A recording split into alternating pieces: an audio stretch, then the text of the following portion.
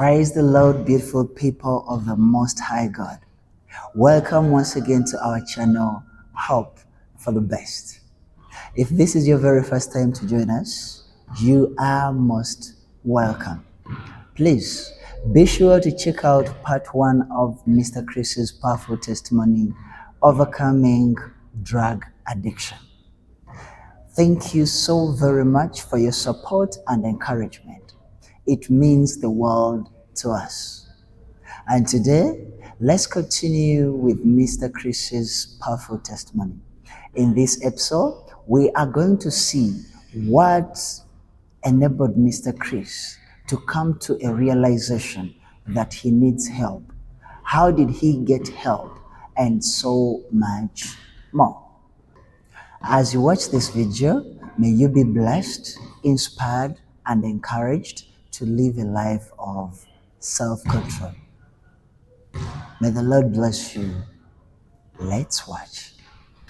I think one of the only things we have in this world is hope. And when you lose hope, it's like you lose a part of yourself, And like without hope, or without like a tangible, like what's next for me? Like why do I wake up in the morning? And I didn't have that. Like I said, my family wanted nothing to do with me. I couldn't play the sport that I loved. My hockey friends didn't want anything to do with me. My old friends didn't want anything to do with me. My brothers wanted nothing to do with me. And so I was like in my own little world, having nothing. No job, no career, no way forward. And so all that, I think, at once hit me. And that is why I said, when I started doing that drug, I got numb. All that pain from what my parents thought about me, what my friends thought about me, was put to the side while I enjoyed my high for those few hours, because I wasn't thinking about any of that, because I was high. And so, that really affected me deeply. It really affected me deeply. Losing that hope, losing that future of, what's next for my life. During that time when you felt hopeless and lost, most of the times people who have ever experienced this kind of life, at first they achieve initially the success, and then they face a relapse into the addiction. Right. Did you also have that in life, or for you just got a turn up? Right, it's a good question. Some people are blessed and they can say, you know what, I'm done with this life, and that very thought, they can do a 180 and go the opposite way and never go back to that life. And that's for some people. Most people, including myself, they realize they have a problem and they want to get help. For me, I don't believe anybody is born to be a drug addict. Yes. I don't believe people are born to be alcoholics. I don't believe people are born to live in sin. We're born sinners, yes, but I don't believe that God made us in a way that we're supposed to live in sin. So there comes a time in your life where you know what you're doing is wrong. Yes. You've messed up your life, you've messed up your relationships. When is it enough? When are you going to realize you're at rock bottom and you need to turn your life around? So I remember getting help.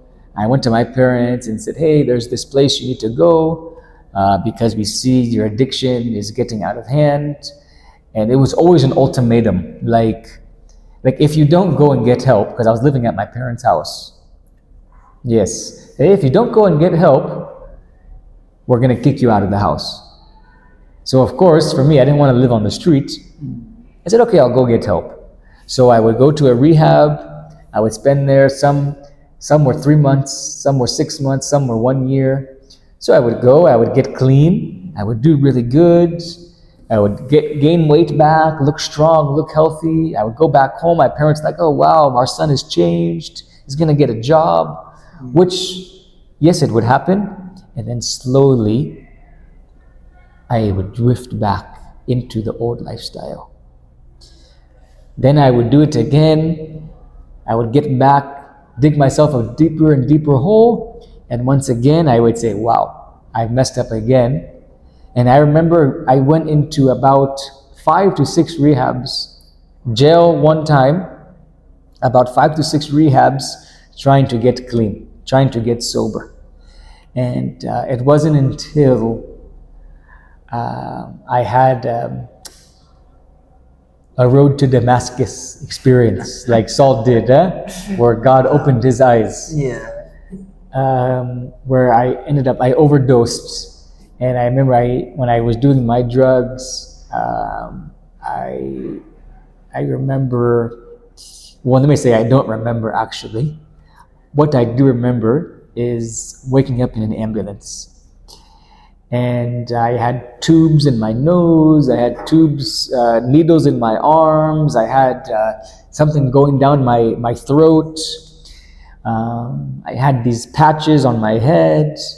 And I remember waking up in an ambulance, and I had there's doctors, nurses, and I woke up, and that's when they told me that I overdosed, and that my heart stopped for about 8 seconds. I don't know the exact time. And I remember waking up in the ambulance, and I knew, I was like, okay, this is it. This has to be it. There's no way I'm going back to that life again, because I knew God gave me other chances before. But now I definitely realize, wow, God, you really definitely gave me a second chance. And I didn't tell you, some of these rehabs I went to, they were Christian rehabs.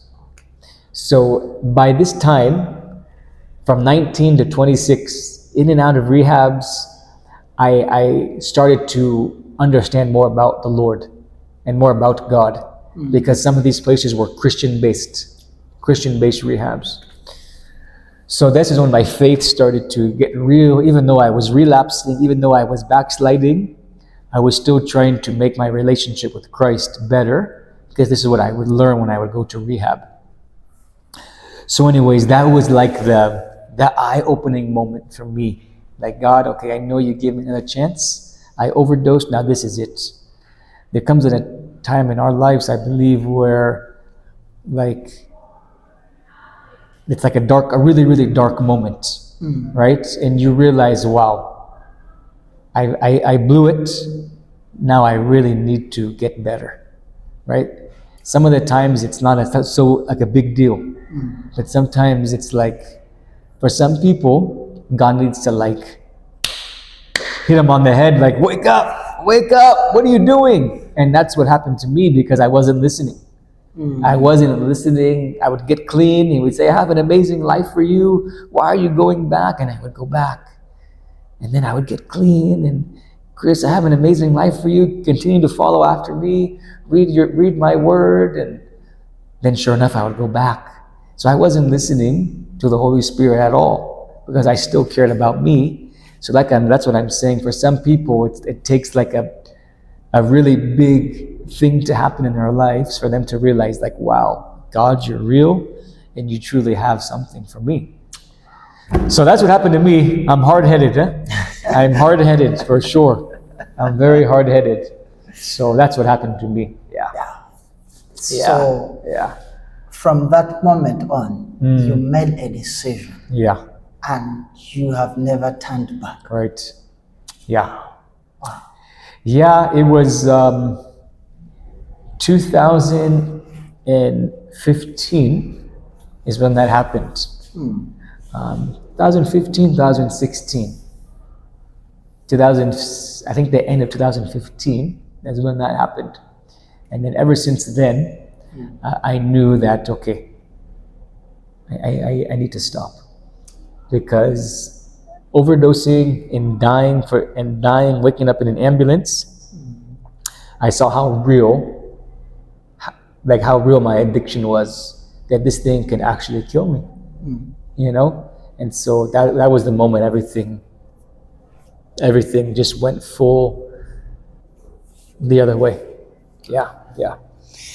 Please Yes, yes. describe your recovery process. What kind of support and help did you go for? Yeah, good question. Yeah, for everyone it's different. Some people need rehabs. Some people don't need anything. They just, For me, I needed to be around people. My problem was when I was in rehab, I would do good when I was in rehab because I was kind of in an enclosed area. Okay? It's like I had no other choice but to do good, right? It was when I got outside those walls and I started to make the choices for myself, that's when everything was started to go bad. And so I didn't have people around me that were like-minded and going toward the same goal. And so I remember when I left the hospital after I overdosed, a friend of mine said, "Hey, like I think you need to go get help again." And I said, "I'm not going to another rehab." I said, "I know I just overdosed, but I do not want to go to another rehab. I've been in so many rehabs. I don't want to go." And he's like, "No, this place is not a rehab. It's a ministry, and you're gonna go and do life there together. You're going to work. You're gonna make money, and you're gonna be around people that have the same type of story you have, but also in a somewhat of a structured area. You're not fully controlled, and you have a little bit of free will as well." And I said, "Okay, let me try it." And so I had to move out of the state for that. I went to a different state, and yeah, it was a ministry. It wasn't a rehab. They did life together. They went to church together. They hung out on the weekends together, and they were people my age living for Jesus, right? It wasn't a rehab. They were just people that had real jobs, working for the ministry, serving the Lord, doing life, paying rent, buying their own food, buying their own stuff. And sure enough, that is what helped me, is making new friends that were Christ's minded and the same heart and same vision as me. Yeah. So that's what really helped me. That's what really, really helped me a lot. So, That is it for today, but hey, please subscribe to our channel, hit the notification bell because the best is yet to come. In the next episode, Mr. Chris will be sharing with us his journey after being transformed. He will tell us what his life is up to now. In the next episode, Mr. Chris shares a word of encouragement to the addicts that are battling their addiction. He also shares a word of encouragement to those who are supporting their loved ones through addictions. Please be sure to stay tuned to the channel. May the Lord bless you. Thank you for watching.